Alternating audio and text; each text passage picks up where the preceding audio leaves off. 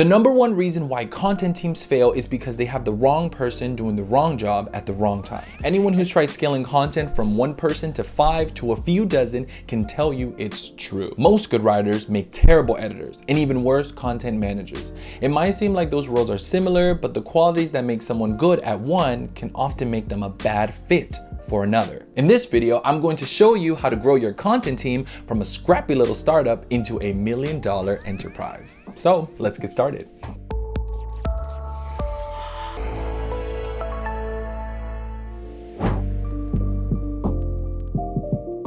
In small companies, the roles of writers and editors do tend to overlap. They don't really have much of a choice since they have limited resources and not enough time. But this does affect production, and you may see a reduction in quality because your content will be forced into one point of view. Writers are good at saying the same thing over and over in slightly different ways, but you need to be in a good mood or feel inspired to write. You can't force creativity. With editors, originality isn't their priority. It's actually frowned upon. What they want is consistency, and an editor's job is to edit, not rewrite. An editor that rewrites is like a manager that can't delegate. You can have a great content marketing strategy, but sometimes the content creation process might not be the best. This isn't because you don't have the right people, it's because you have them in the wrong roles without extra support and the right skills. Here are some tips on how you can form a great content team so you can have everyone do the work that they're actually good at.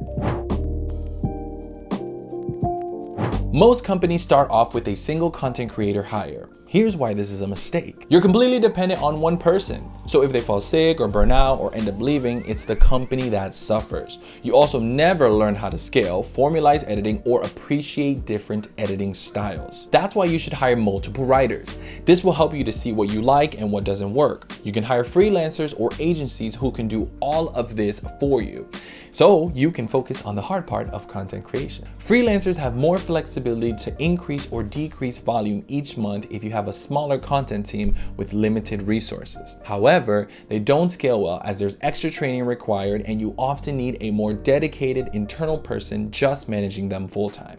Specialized agencies are better at scaling up in shorter amounts of time since they let you outsource everything, freeing up your internal resources to focus on other priorities or projects.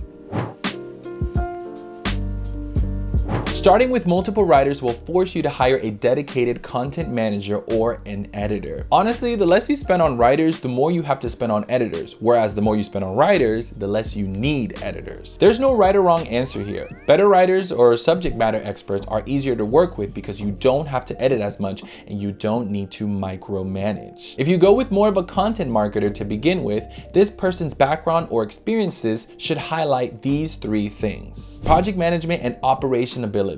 You need someone who can easily research, schedule, assign, coordinate, and manage due dates on a content calendar.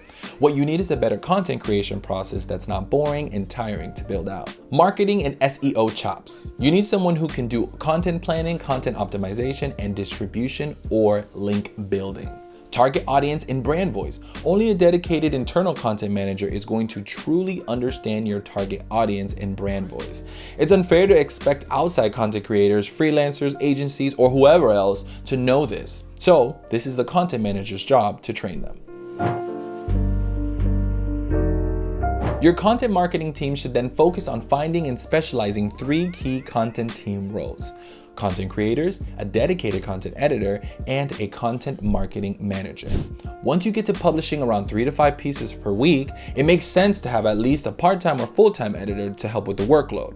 Someone with a fresh pair of eyes to help your small writing army while also freeing up the content manager to focus on more strategic things. Having dedicated content creators or writers, an editor, and a content manager gives you all that you need to have some serious quality and quantity. If you want to take it a step further, there are 2 ways you can continue to scale from here. You can bring in more content creators like graphic designers or videographers. These extra resources will make your content more engaging and let you easily repurpose content.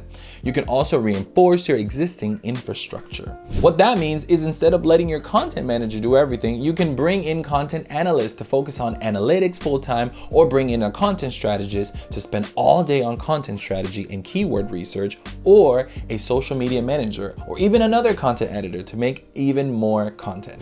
This may seem like an unnecessary expense, especially when you're small and you don't have enough resources, but it becomes very important once you start scaling. To find your head of content, you can promote from within the company, but just don't make the mistake of promoting a good writer to senior roles that they're not qualified for. You can also recruit from outside, but again, it's tough. Those who have good track record of scaling up content at similar companies are more likely to get hired. You can hire agencies. This is what good specialized agencies do well.